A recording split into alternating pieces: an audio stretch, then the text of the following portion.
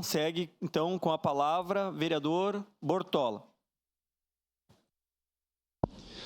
Senhor presidente, senhoras e senhores vereadores, para mim, esse projeto, primeiro, parabenizar a vereadora Rose pela proposição, é de muita alegria. A gente, Alexandra, sabe da tua luta, da tua...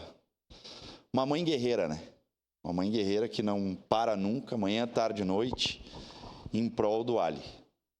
E a gente sabe da tua dedicação, da dedicação do Rafa, da tua família, do meu afilhado, Alexandro, e a gente sabe de todo o envolvimento de várias mãos, apartidário, de toda a dedicação.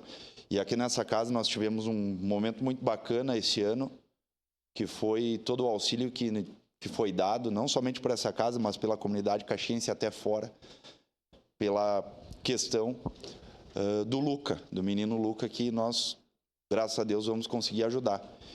E esperamos que, a gente sabe que a síndrome de Dravet, ela, por enquanto, ela não tem cura, né?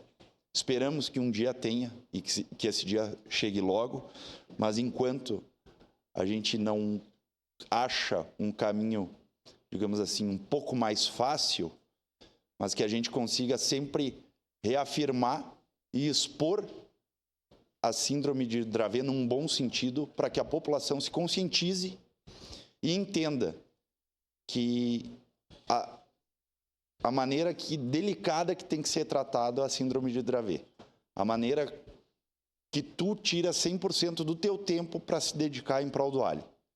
Então, aqui te parabenizar por toda a tua luta, por todo o teu esforço. Vou falar no microfone, mas sabe que não precisa falar isso, que nosso gabinete está inteiramente à tua disposição, da tua família, e o que precisar, conte sempre conosco e com certeza com todos os vereadores com essa Casa Legislativa. Muito obrigado, presidente. Encerrada a primeira discussão.